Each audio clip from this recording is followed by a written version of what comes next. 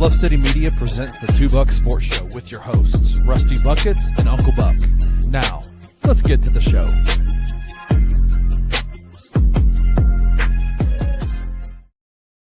What is up, everybody? Welcome to your Friday edition of the Two Buck Sports Show. I am your long-lost co-host, Rusty Buckets, back in God's time zone. Although Drew and I did have a conversation about how great Mountain Time is. More to come. But I'm back in Memphis here with my guy, Drew Gann, talking all things sports. What's up, Uncle Buck? How are you, buddy? What is up? Welcome to our show for the first time since Monday. I've got Buckets with me. Thank you to Kenny for jumping in 2 days. Daniel Greer yesterday. But I'm glad to have you back. It just seems like the world's back spinning on its orbit here, and we've got a ton to get to. Yeah, you know, the boys are back in town. My trip did last a bit longer than Anthony Richardson's season as the starting quarterback for the Colts. Is it too soon for that? Or I know some Colts fans might get salty about that. You know, I know one Colts fan dearly, dear friend of the show, Patrick Jones. I don't know if he's in here or not. He's probably correcting someone's vision as we speak. But his first response to seeing Anthony Richardson take, I think, one snap, get crushed, and it wasn't even on his blind side. Like, I don't know how I didn't see the guy coming unblocked. It was 100% on Anthony Richardson. Yes. You know, his first thing was like, "This is a long game here, and we're getting arch." Okay, so he's not even mad. I mean, when your two options are Anthony Richardson or Daniel Jones, like, I think the best option is just sucking and trying to get arch. So, good friend of the show also, Zach Callahan at Grind City Brewing, our boy who was on the show with us a couple weeks ago, is also a big Colts fan. And I sent that to him last night. He said, "Yeah, I was watching No Bueno." I said, "Less than an ideal start." And then if this doesn't sum up just a sports fan in general, he said, "Danny Dimes, you're my only hope." And I said, that's a rough spot to find yourself in August. I'm about to tell you what, if you don't have hope, Rusty, what do you have? That's fair. That's fair. As fans of teams that always need hope, ounces and ounces of hope, the Saints, the Titans, the Grizzlies, the Cardinals, the Cubs, like, we can commiserate because we know that feeling. But we got plenty of sports to talk about and get to. You know, on Fridays, well, I guess not just Fridays. Now every day, Monday through Friday at 11 a.m. Central, right here on Bluff City Media's YouTube, we start every show with some buffoonery. And Drew, I've said this before, but I truly feel like this might be our best Bucks Big Three yet.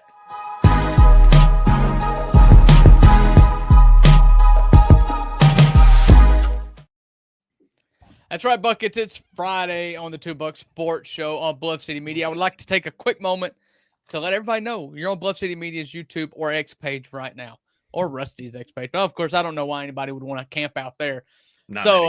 Take a moment to cordially invite everybody that's watching on X/Twitter. It still doesn't sound right to call it X. It just doesn't flow off the tongue at all. I don't like it. We're going to cordially invite everybody to come hang out in the YouTube chat. We see your chats no matter where you send them from. But if you want to hang out with all the cool kids, all the regulars here on the Bluff City Media YouTube page, come to YouTube. King, Meeks, and Wayno are already in here. I know we'll see Edward. I know we'll see Jared. I know Kenny will probably hop in. Maybe even Daniel Greer grace us with a presence in the chat. So if you want to hang out with all the cool kids, come over to YouTube right now as we start our Bucks Big Three. Rusty picks a topic. We pick three of each. It's not complicated. Y'all vote on who has the best list. What's the list this time?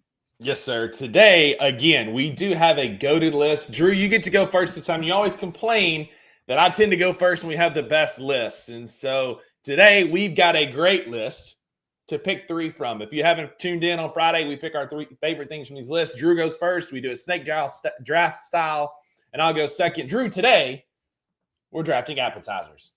And it is, again, a goated list of appetizers. Can't believe you get the first pick here today, sir, but it is up to you. You know, my beef with you is that you always kind of have the list that has an obvious 101.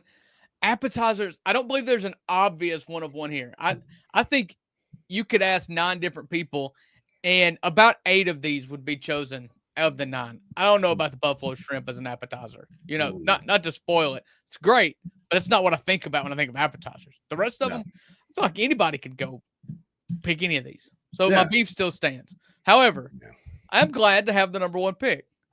because in the South, you know, meals are what we socialize around. We care way too much about food. We eat food for every single event, any celebration, funeral, graduation, church, whatever. We're eating, okay? And appetizers don't always have to be, you know, you can have them as your meal. Mm-hmm. And I think that's the greatest thing about some of these appetizers is they're cheaper because they're quote unquote appetizers, but I'll just have them as a meal. Yeah. And that's why my number one pick is the number one thing on this list here, chicken wings. I mean, yeah.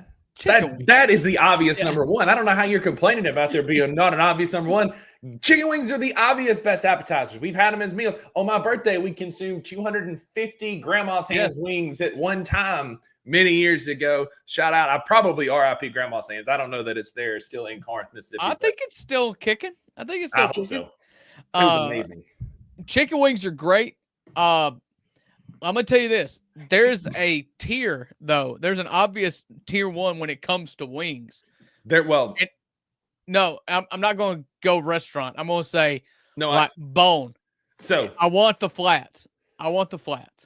That's fair. I thought you were going to say that they have to have bones because they do. Because a boneless wing is a chicken nugget. Like that's not a wing. And I will die on that hill. Yeah, don't call boneless chicken wings. They're not wings. They're nuggets. They're sauce nuggets. They're adult chicken nuggets is what they are. And if I'm with you at a wing restaurant and you order boneless wings, I'm getting you a sippy cup for your drink. That's what you have to drink out of the rest of the time. If you're going to order like a child, you got to drink like a child. But I'm 100% with you on this one. So I got the turn here. I get two back to back. We're having some discourse. We've got somebody who's never had a fried pickle. We're gonna get to it. We're gonna get. It's coming. But fried pickles are the obvious other great choice here. Fried pickles are goated. I love at Cafe Mike's. You could get the spear. I got rid of the spears, and I'll never go back. About that, yeah. Used to, you could get the spears. Most of the time, you're gonna get the chips like you see here on your screen. I'm going fried pickles for my first pick, and then at the turn, my second pick. There's so many good options here. Which way to go? I'm gonna go with mozzarella sticks for my second one. Cheese sticks with some marinara sauce. You got to get the cheese pull and see how far you can get it before it breaks. And it doesn't matter if they're long, you can get them all different size, shapes, kegs, whatever. Mozzarella sticks are my second pick. Yeah. Okay. So I've got beef with both of your picks. One, fried pickles in the picture that are chips. I could care less if I ever have a fried pickle chip. Because fried pickle spears are just so much more. They are better. I'm just getting not discount wings. Discount fried pickles if they're in the chips. I don't care for them. There's not enough pickle per crust. I get the ratio that I'm looking at here. Although I do love the little fried pickle fries. Have you ever seen those? The little So Maggie's in the comments talking about how it's a bad representation here, but there's a restaurant that she and I went to in Martin, Tennessee that did pickle fries, and they came with pickle fries are great. Yeah, with a little like a comeback sauce that was good. Yeah. And that's another thing with fried pickles too, is you've got to have a good sauce to it, like a homemade ranch. I don't want any Hidden Valley ranch. Give me make some ranch in a pot in the back. Throw a little cayenne pepper in it. Give it some kick to it. So that's my beef with the fried pickles. My second beef is with the mozzarella sticks, and there is a clear better way to have fried cheese, and that's in the cheese curd. You took the less good fried cheese. The cheese curd is a perfect ball. I can't explain it other than just to say it's better. I don't know why. Maybe it's because it's bite sized. I love a cheese curd. It's the better fried cheese. See, I disagree. I like that you can get the more breading with it. It's a better breading to cheese ratio. See, I don't really care for the breading in a cheese curd. Because you got to get a good crunch. I like that. And then you can truly get a lot of mozzarella sauce inside of the cheese stick after you bit into it. So you get more mozzarella sauce per square cheese inch, if that's a thing. That's fine. And so I'm sticking to my guns. Give me the sticks over the curd. That's fine. But a cheese curd and a mozzarella stick is less about the crust than it is about the melty cheese, right? and you just get a better melty cheese with a cheese curd. So we just talked about this. I like the cheese pull. How far can you pull the cheese on a mozzarella stick? A cheese curd, it just boops out. No, it's a one bite ordeal. You know, I prefer it, and I'm right always. My last pick. I will not let you argue with me about always being right, because guess what? We will not come to a resolution. My last pick is probably the easiest pick of one that's left, and that's a loaded fry. This has got waffle fries as the loaded fries. I subscribe to that 100%. I love a waffle fry. You can use a waffle fry. It's thicker. Right? It's like a thick, and it's thick both ways. It's bigger and it's thicker, so it makes a perfect tray for the bacon bits and cheese and cilantro or whatever you want to put on it. Some people do sour cream. Those people are communists. Some queso, some barbecue, some chicken, whatever you want. Just the waffle fry is perfect for that. Well, my last pick, and it doesn't matter how you fry them. Shout out to Wayno. This is probably like completely against your culture, but a blooming onion at Outback is good. He probably hates Outback. He probably hates Outback. But I'm going onion ring because I love a good onion ring, and there's different variations. Like these are the bigger ones, which are a great, good, crisp bite. I also like when they're kind of small and really breaded like it's Sonic. I prefer the bigger onion rings though. And my dad loves onion rings. So anytime they had onion rings, he and I would always get them at whatever restaurants we went to. So there's probably some nostalgia there. But I love a good onion ring. Same thing with a good dipping sauce with the whatever the national sauce of Australia is that comes with the blooming onion at Outback. Dingo sauce. Dingo babies. Whether it's like a comeback sauce, whether it's mustard, ketchup, barbecue sauce, like a homemade Remy, like whatever. I love an onion ring with something to dip it in. So my three are fried pickles, cheese sticks, and the national food of Australia. In my opinion, fried onions, onion rings in this instance. Yeah, if a blooming onion was on the list, it would have been taken number one overall. Absolutely, because I could eat the whole thing by myself. Yeah, let's just be honest. Onion rings, I prefer the skinnier, crusty ones. I kind of go anti everything I said about cheese curds when it comes to onion rings. I want the crunch. See, you're talking out of both sides of your mouth. It's two different foods. It's two different foods. It's totally different. Trash. It's like comparing potatoes and tomatoes. It's like they sound alike, but they're not. Wow.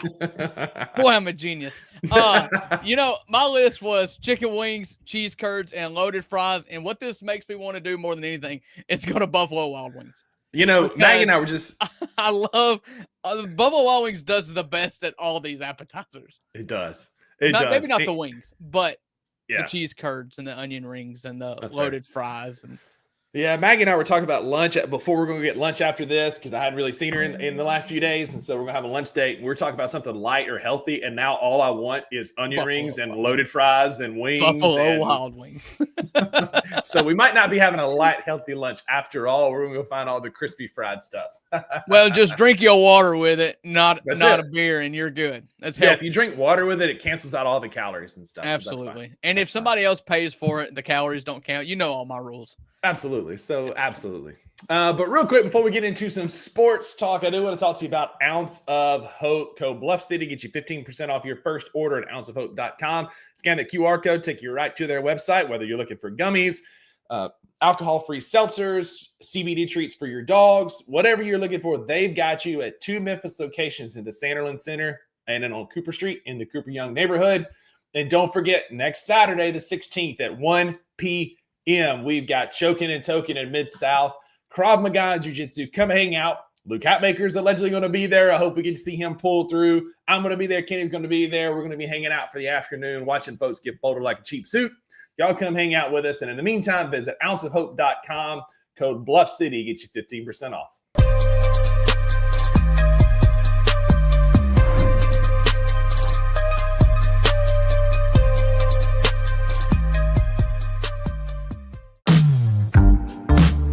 Chokin' and Token, the Mid-South's first cannabis-themed jiu-jitsu tournament.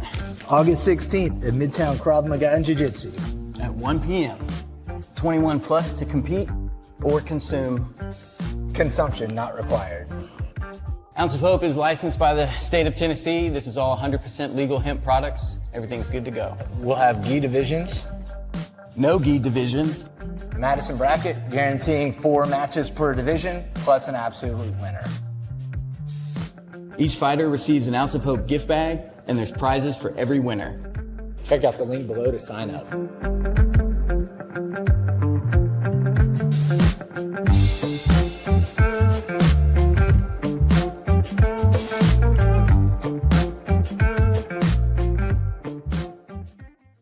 All the best golfers in the world, 69 of the top 70 in the world, are coming here for the FedEx St. Jude Championship.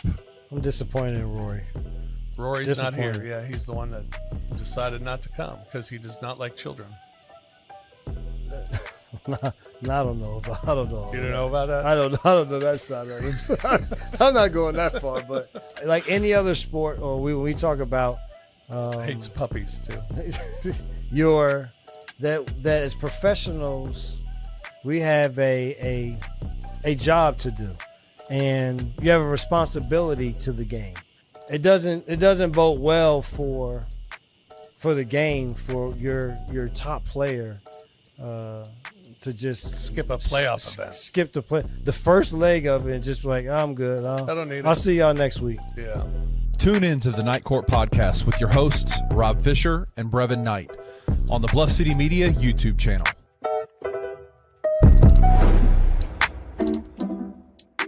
I've seen some people really kind of get after Penny for that statement. I And I'm have like, not, bro. I haven't seen much of anything on this whole thing. like, what did you expect him to say? You expect him to come out and just throw the kid to the wolves? That is, if in the history of Penny Hardaway as the head coach of the University of Memphis, when has that ever happened? When has he ever done that? Yeah, he's never done it. But that cloud over the team is going to be there as long as these investigations and these accusations are on the way. If the Tigers come out and they win games, especially early on, and Sincere Parker's an active contributor to them winning games, ain't nobody going to talk about anything that happened legally with him. Now, if they come out and they struggle and he struggles, then the questions are going to be, why are they struggling? Is it because of the legal cloud hanging over Sincere Parker's head, right? Like, Good point. but if they win games, I can guarantee you there is not going to be a single conversation about the off-season legal stuff that he's going to be going through. Check out the Anthony Sane Show live Monday through Friday at 2 p.m. only on the Bluff City Media YouTube channel.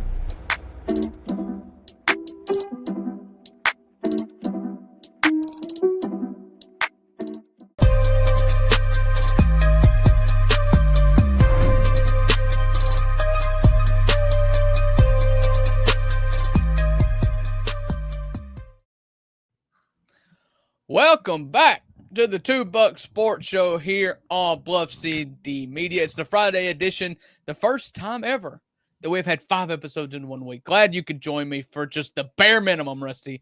But I've been here 5 days this week. It's going to be 5 days every week from now until infinity. So we got some NBA stuff we're going to talk about. We're going to start here.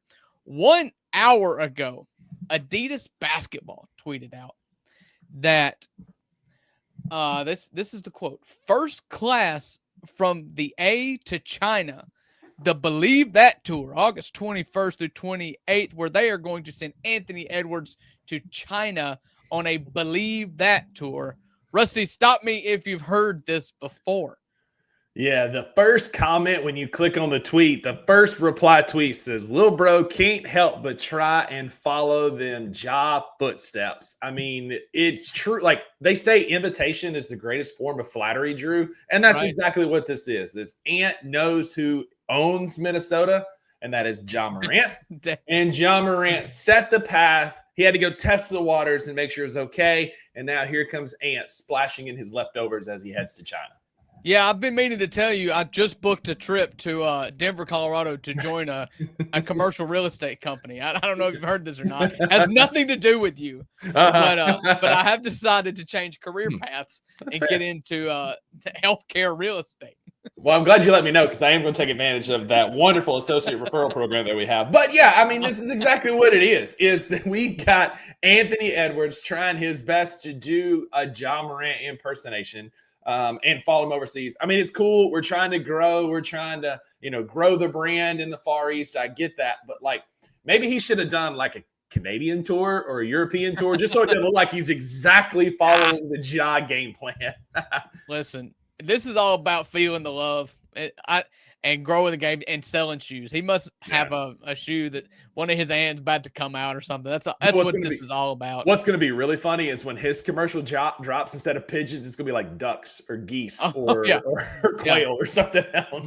Right. Listen, I'll tell you what, Anthony Edwards may be following in Ja's footsteps on this Chinese tour that he's going on, but he needs to follow no one when it comes to finding his own post-game quotes that can sell, because that dude is quick to the trigger when it comes to firing off in a post-game interview. He's got his own material. He doesn't need to follow Ja's at all. No, he doesn't. He's trying to build his brand like Ja Morant, so that's a great thing to follow because you see the reception that Ja's got.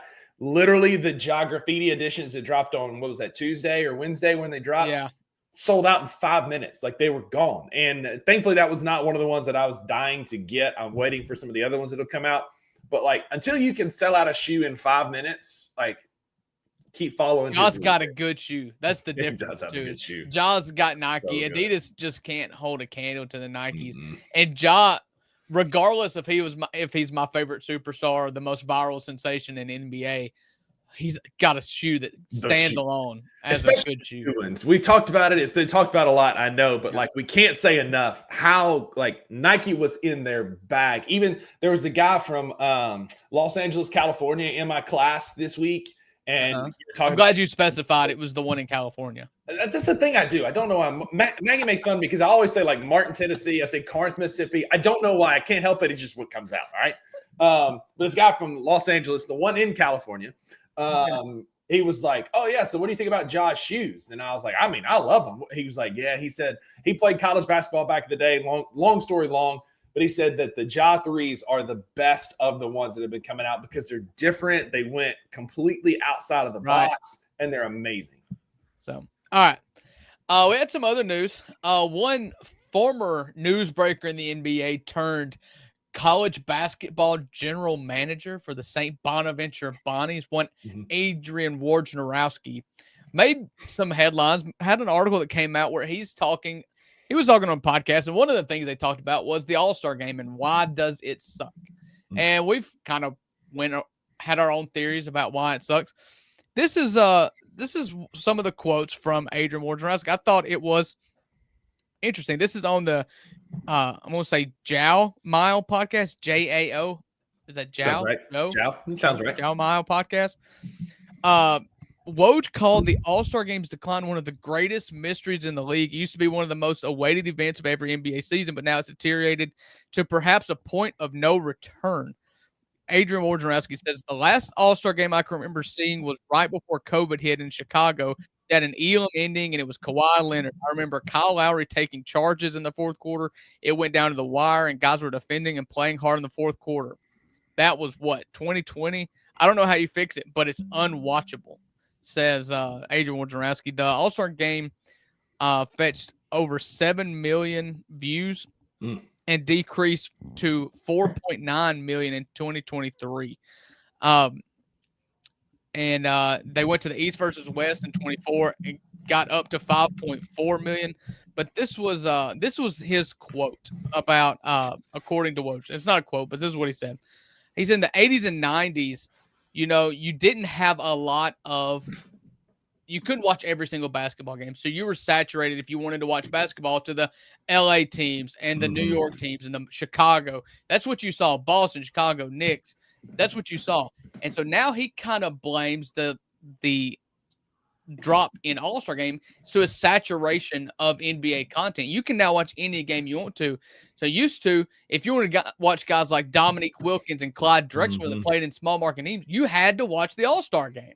Yeah. And so I thought this is something I had not thought about before, but I was like, that sounds pretty interesting. He says, there's the quote, I think there's saturation of the game. Everybody sees everybody and everything all the time. And so I think it's lost its magic in a way that this is the only time people get to see these guys outside of their individual cities.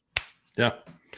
I mean, he's right, because every time you open YouTube, you open Twitter, you open Instagram, it's reel after video after highlight.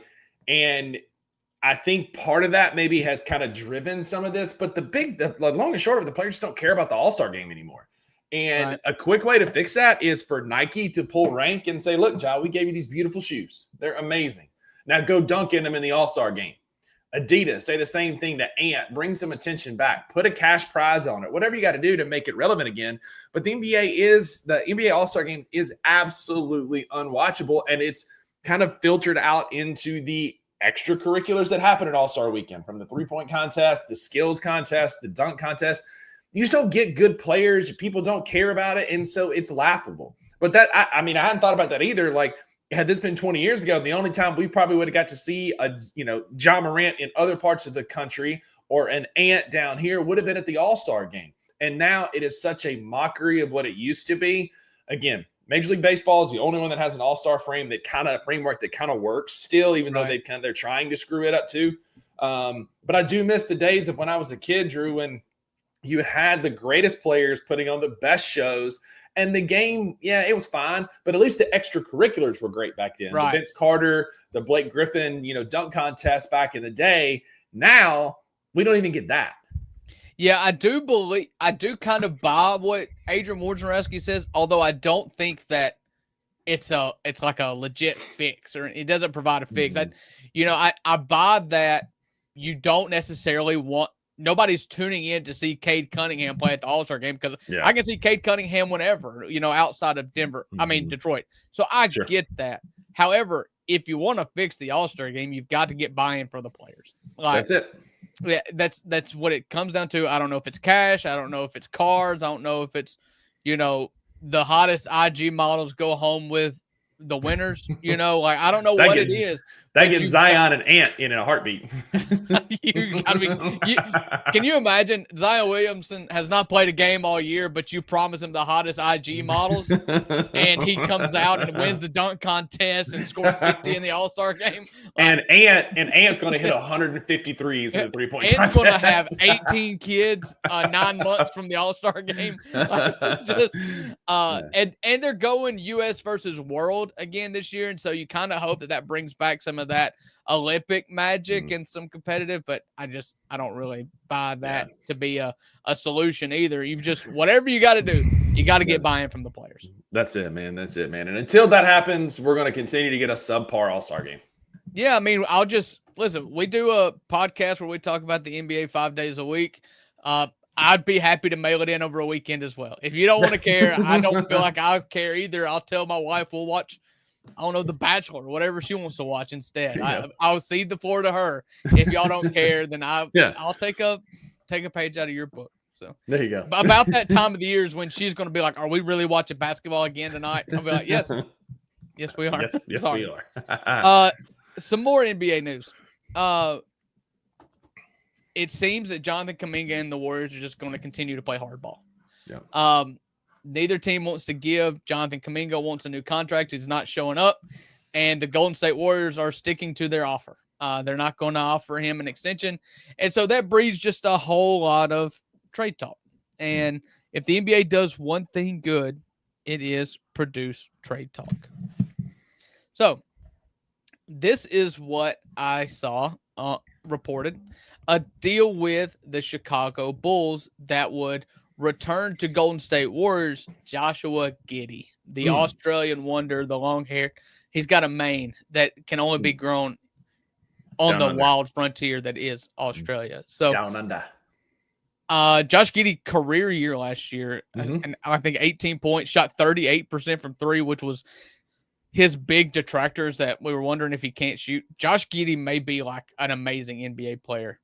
And if you could get him back for Jonathan Kuminga, who honestly could also be a great NBA player, maybe this is something that works for both sides. I mean, maybe.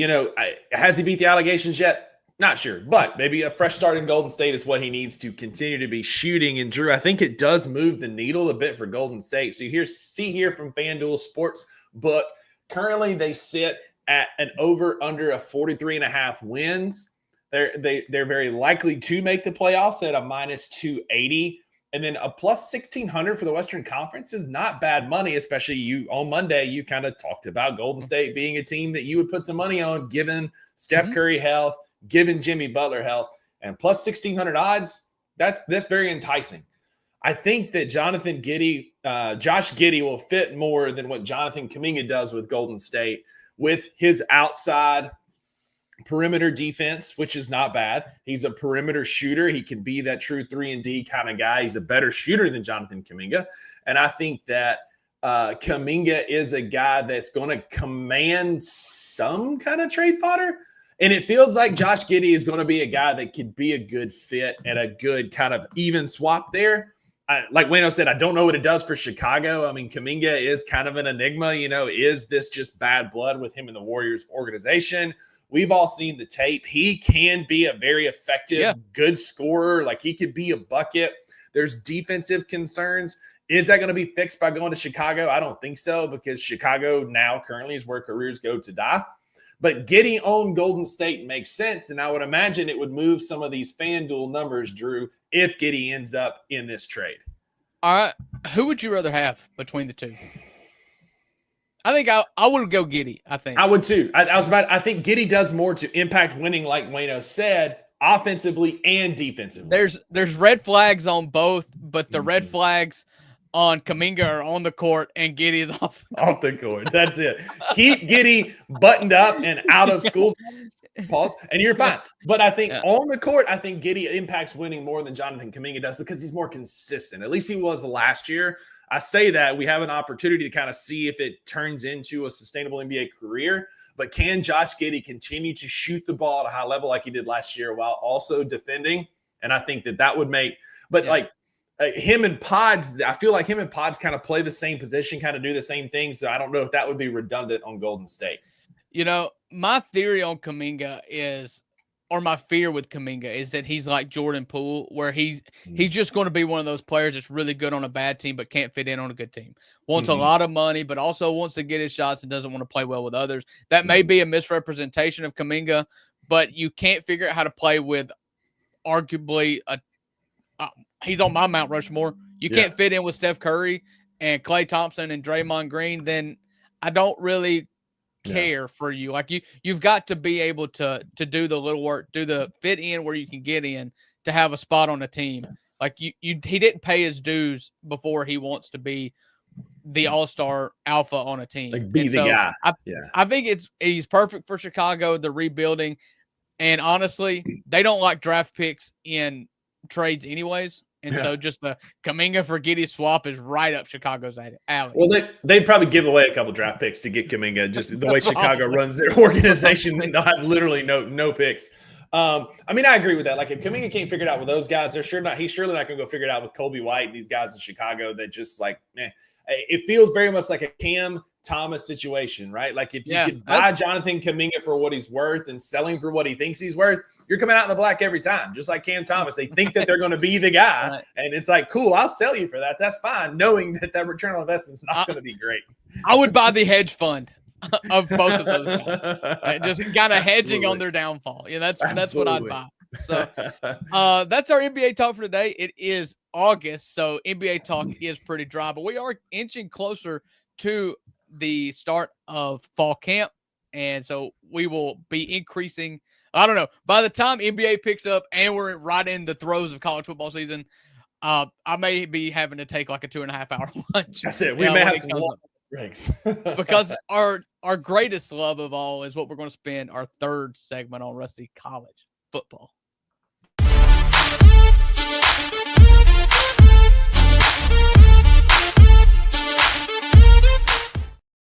Yes, sir. Yes, sir. The greatest season of all is upon us. College football is right around the corner. Hoodie season.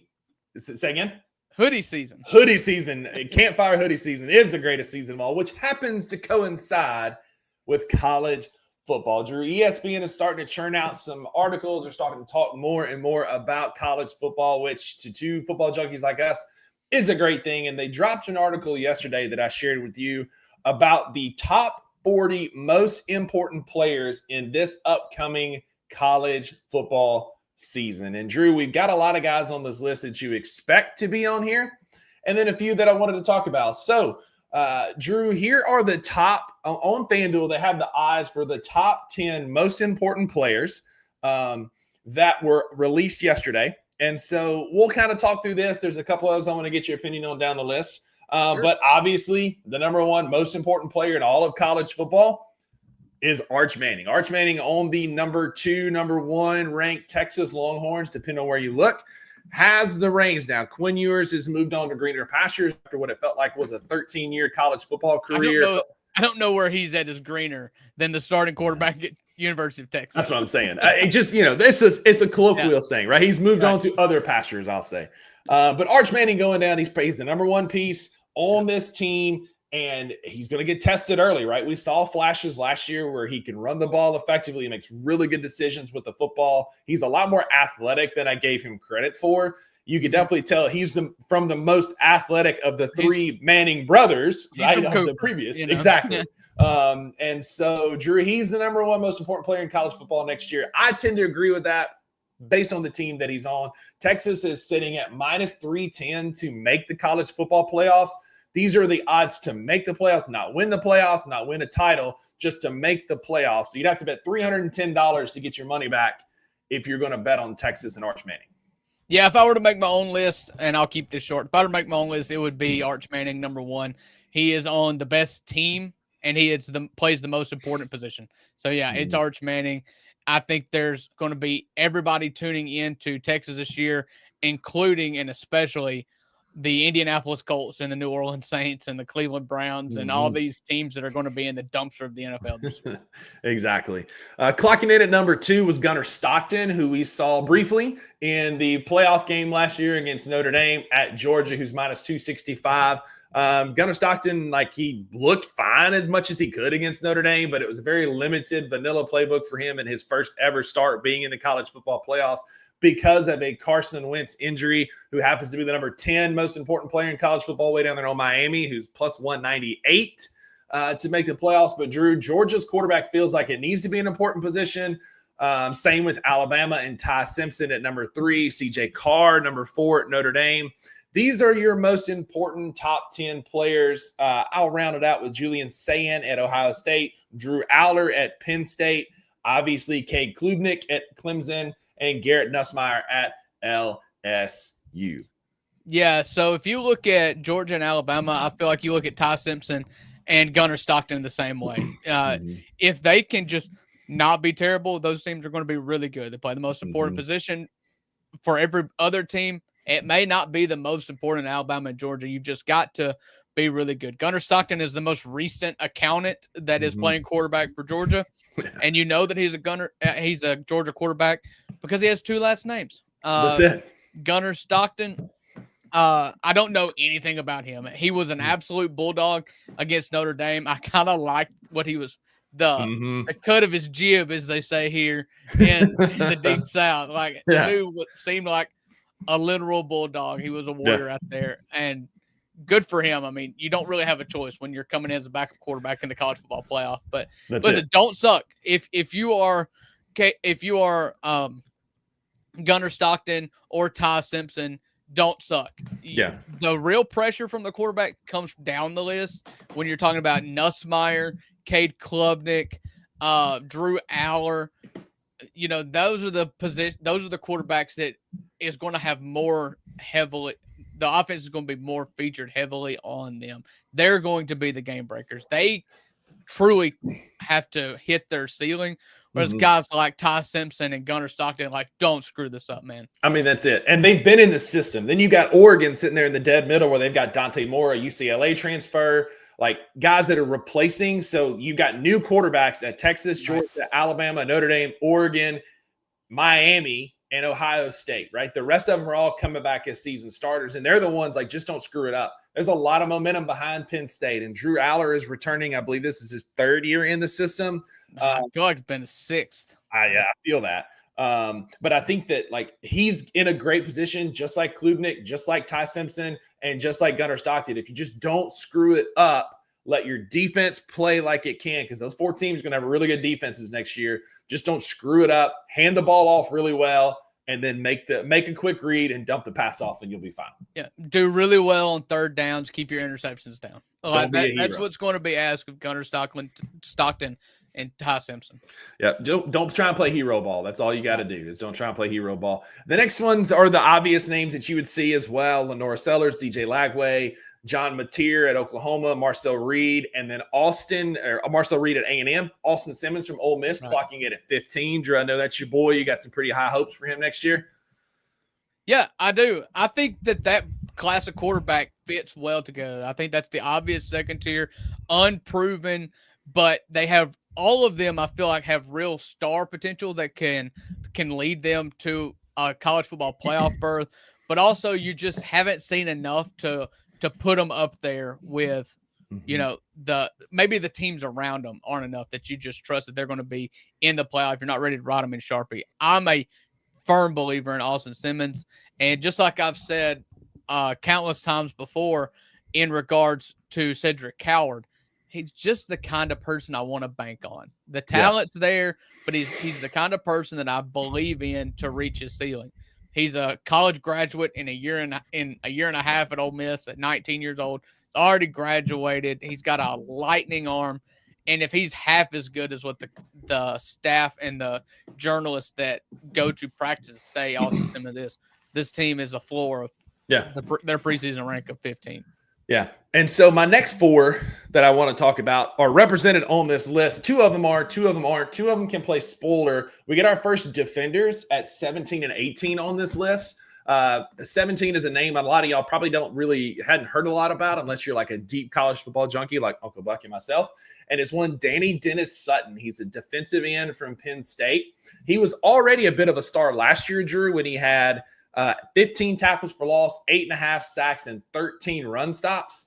But what he's going to have to replace is a name that I'm sure some of y'all heard of. His name is Abdul Carter. He was one of the first picks in the NFL draft, number 2 last year to the New York Giants after Cam Ward, who had 23.5 tackles for loss and 12 sacks. And so he's got some big shoes to fill. He had a great campaign last year, but heading into his second year, can he be that disruptor for Penn State like Abdul Carter was last year?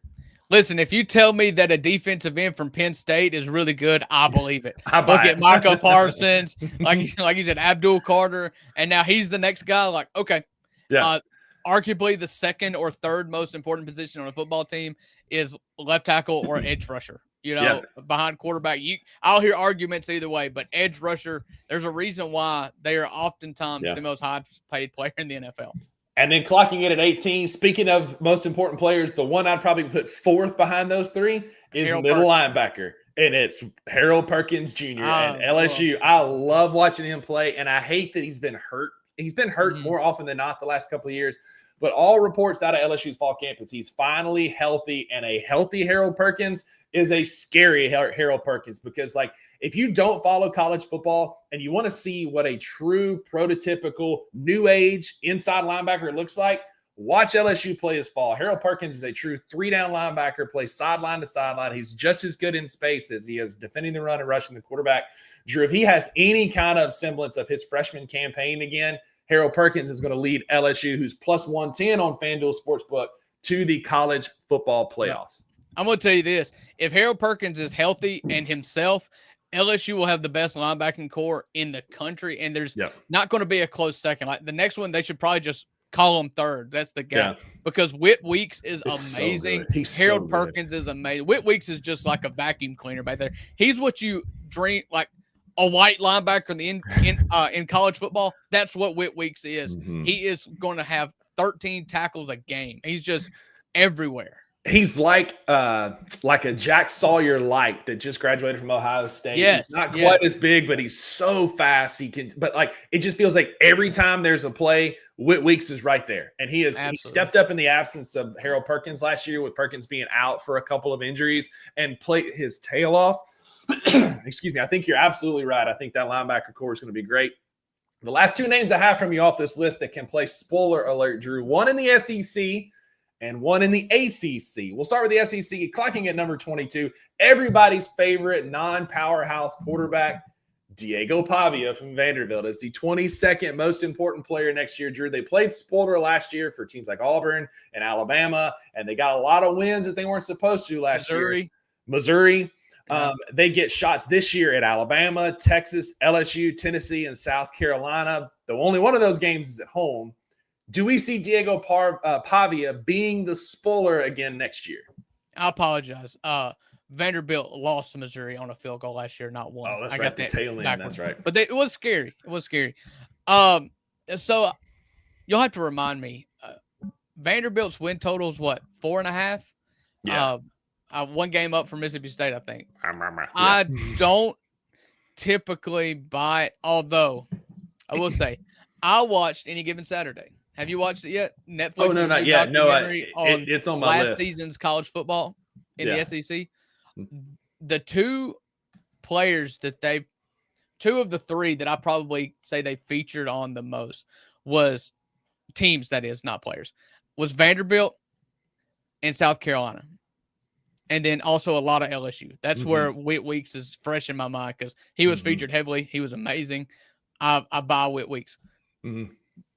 If you want to say that Vanderbilt takes a step back, watch this first. Because let me tell you what, Diego Pavia and Clark Lee are freaking psychos. I mean, Diego Pavia is everything you want your mindset to be from your quarterback that's 5'10". He is just he's psychotic, man. And I hate to be the guy that ever bets against Diego Pavia. And you, as an SEC fan, you've got to really rewire your mind and do some real mental exercises to block out the fact that Vanderbilt is like as they said on the show, calling Vanderbilt the doormat in the SEC is an insult to doormats. That's what Vanderbilt was. Yeah. But you've got to take that out of your head when you think about the person that Clark Lee and Diego Pavia are. I'm telling you, you've got to go watch it. You will fall in love with both of them because they are animals, man. I already am, and I love it. True. Their schedule. So listen to this. So Vanderbilt, yes, there's a chance that last year was just lightning in a bottle because their schedule is brutal. But there is a real chance. So their first 5 games are Charleston Southern, at Virginia Tech, who they beat last year. Then they play at South Carolina, Georgia State, Utah State before they go to Alabama on October the 4th. There is a real chance that Vanderbilt is 5-0 heading to Tuscaloosa. If you get lucky in Columbia and you beat those other teams, even if you're 4-1, even if you lose at Columbia, but you go to Tuscaloosa 4-1, you have a really good shot at 6-6 because that's when the schedule kicks into high gear because you've got Alabama, LSU, Missouri, Texas, Auburn, Kentucky, and Vanderbilt and Tennessee to finish out Vandy's season. Like 6-6 feels like another real possibility for them. But you could also go into that Alabama game 4-1 and finish the season 4-8. It's a really tough schedule for Vanderbilt. It's brutal. When you're thinking of SEC, you play 8 SEC games and you've got 1 non-conference Power 5 and you have to go to Blacksburg, Virginia and listen to Enter Sandman to start the game. I'm like, that's a tough place to go play. I don't care how good or bad Virginia Tech is. It's really hard place to go play. And then you've got a 4-game stretch in October through the first week in November where you've got LSU, Missouri, Texas, and Auburn. And then you always finish your season against Tennessee. And this time it's in Knoxville. It's a tough schedule. I think they get over the 4.5, but it's really hard to see like 7, that's just the nature of it. Although, like I said, Diego Pavia, man, like he's a psycho. I mean, it's a thing. And shout out to College Football Live on X. I saw this yesterday. Vanderbilt plays 5 ranked teams as of today, August the 8th. Shout out Jeff Fisher. It's Jeff Fisher Day. It's 8-8 to all my fellow Titans fans out there. Yeah. It's also my nephew Ryder's birthday. Happy birthday, Ryder. But Vanderbilt plays 5 ranked teams as of today, Drew. The only teams that play more, Wisconsin, LSU, Arkansas, Kentucky play 6. Florida, Mississippi State, and Oklahoma play 7. So those are some brutal schedules, and Vandy is right up there at the top. I'll tell you who didn't watch yesterday's edition of the $2 Sports Show, and that's my co-host, because we talked about this. Oh, there you go. There you go. Again, yesterday was a travel day. I've not caught up on all the shows. So it really sucks for Mississippi State, or for Mississippi State fans, not for me. But the fact that, it's like, who's got the toughest schedule? Probably Mississippi State. However, every team you play is going to be a tough game when you suck. But then you put 7 preseason ranked teams on that schedule of 12 teams. It's pretty rough. It's brutal. It's brutal, especially when Coleman Huxler is your defensive coordinator. But let's save that for another episode. Drew, the last name I want to talk about on this list before we talk about going to college football games and how much it's going to cost you this year. Coming in at number 23, one behind Diego Pavia. In the ACC, Drew, Haynes King, the quarterback at Georgia Tech. Upset King. That's it. They upset Florida State, put Florida State in hell in the first game last year. Went In to Ireland. the wire in Ireland. Went to the wire with Georgia. They played really well down the stretch. They were a fun team to watch. Georgia Tech has got a lot of guys coming back, including their stud running back in Jamal Haynes. I think this is a team to watch in the ACC. I don't think they're going to go to the playoffs or anything like that, but can upset Haynes King play spoiler again this year? I mean, I'm not betting against the guy. Georgia Tech's one of those places too. It's like they're always kind of ripe for an upset. They live for the upset. They don't. It seems like they're never 9-3, 8-4, 10-2, but they always beat somebody. And you know, it's crazy. So you're always just kind of eyeballing the upset. And Haynes King's done it on a couple different occasions. So yeah, I mean, he's definitely important to that team. Yeah, no doubt. And he's a guy that can play because there's high expectations for Clemson. North Carolina, a lot of eyes on them because Belichick's back coaching again. But there's a lot of teams that are in the ACC that he can play spoiler alert. Can he upset Miami and Carson Beck and him coming down there to take over from Cam Ward? That's a team that I'm going to keep an eye on the ACC, just if nothing else, Drew, like you said, because they upset people and find ways to win football games. But, Drew, Jared is the only person who's not high on Texas this year. I rode in an Uber yesterday. He's Arkansas guy, but yeah, one of the guys in my classic car this week is from Columbus. He just graduated from Ohio State, and he's high on Texas, having to play them first game overall. Texas, and like they lost their safety and then like 2 defensive linemen, but their corners are really good. Their linebackers are really good. Like they still have Caleb Downs. Still have the Jeremiah Smith. I mean, Ohio State's great. Yeah, but Texas is really good. And Jared is we've established no one hater. But Drew, you sent this to me earlier. He fits in. He fits in with the rest of us. He does. That's Jared. That's why you're one of us. But Drew, you sent this to me earlier. This is a great topic to talk about as we look at going to college football games this fall. These are your top 10 most expensive game day experience. Drew, tell them about what you found. Yeah, so this is all. I think we talked about this last year, but what this list is and what it's comprised of is they looked at the prices for tickets, parking, beer, sodas, and hot dogs. Took average prices for all the teams, and then basically said who's got the most expensive game day and who's got the least expensive game day. So you can see here, this is the top. I believe this is 10. Rusty, I'm not going to count that real quick. This is top 10. It's 10, Colorado, to no surprise. Dion, you're going to get premium experience for premium price. That's Deion Sanders, leading the pack at $302, and this is for 2 tickets. Right? Yes, I didn't say this. 2 tickets. So it costs for a pair of tickets, parking, beer, hot dogs, and soda.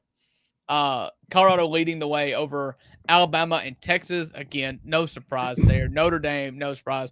Georgia, UCLA, South Carolina, Texas A&M, North Carolina, and Kansas. There are a couple surprises here. South Carolina being one of them, and North Carolina and Kansas. But I will offer this caveat for North Carolina. Bill Belichick is the king. I mean, that's it. Exactly. For the first time in a long time, they have sold out of all their season tickets.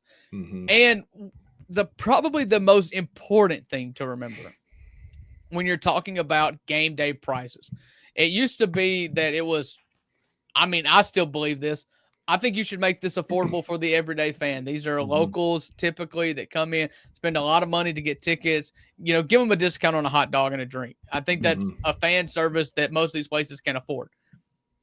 We are now doing revenue sharing in college football to where a chunk of all revenue generated by the university in athletics goes to players. Yep. So gone are the days of cheap hot dogs. It's just not going to happen anymore. I'm sorry.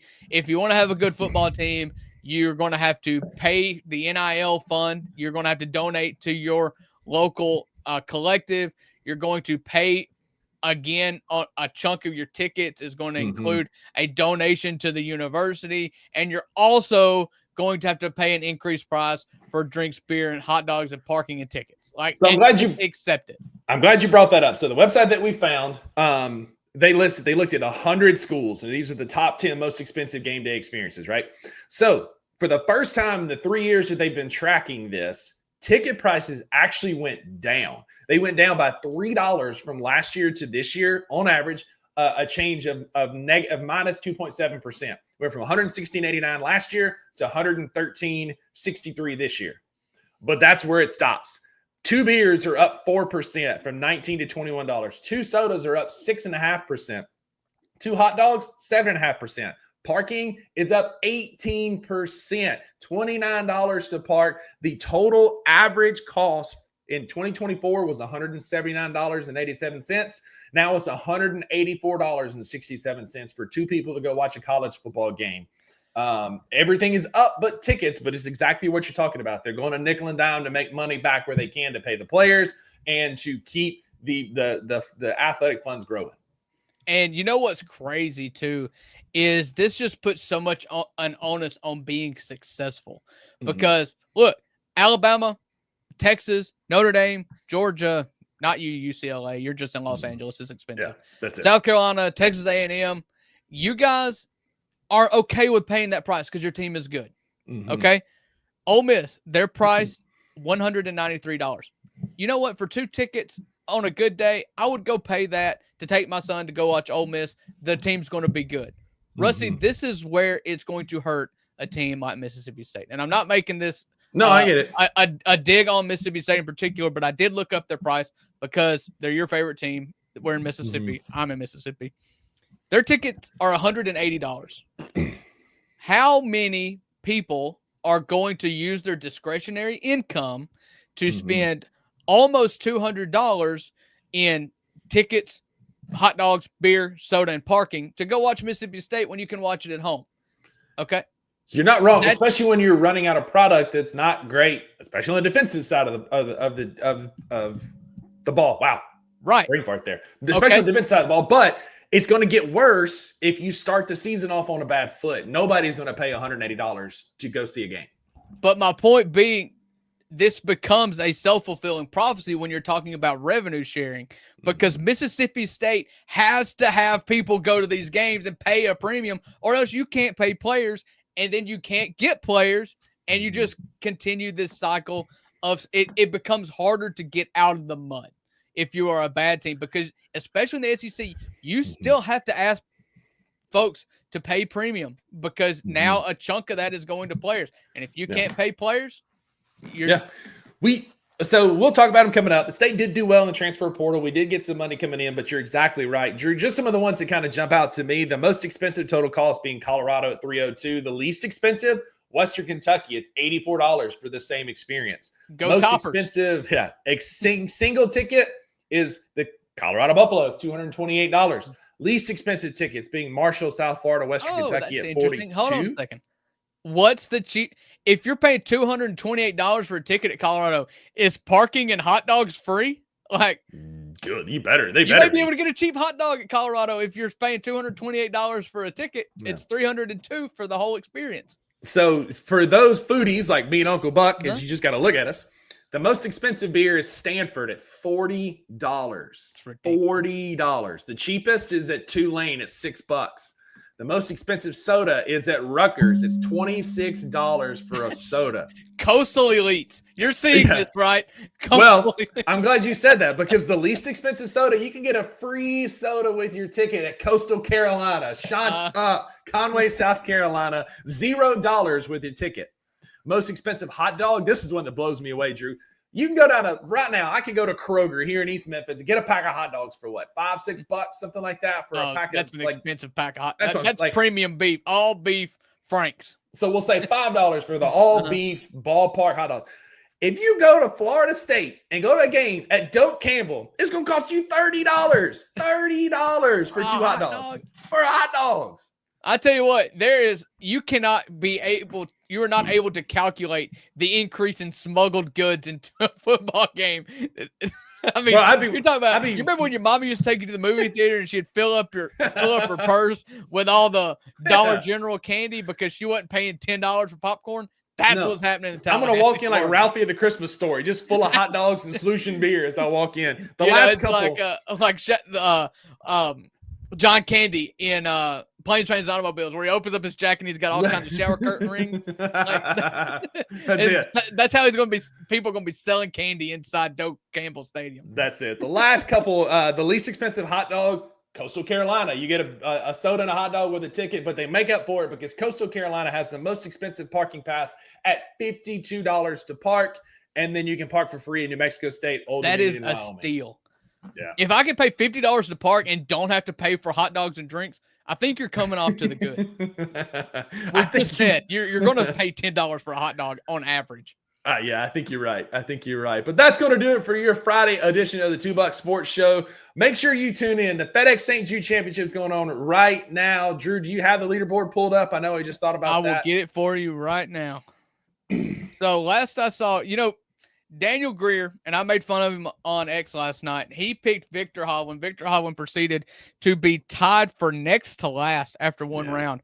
But he was sure to text me today and have me put eyes on him because he shot up the leaderboard with a 5-under round through the front nine. Right now, Tommy Fleetwood is leading the pack ahead of Batia, Akshay Bhatia, and what's his name? Kurt Kitayama is at third. Big names tied for fourth, Colin Morikawa. Scotty Scheffler tied for sixth at 6 under. Wyndham Clark tied for 10th, 5 under. Ludwig Oberg tied for 12th at 4 under. Let's see where Ricky Fowler is 4 under. Here. He tees off at 105. And let's see where his boy ended up here.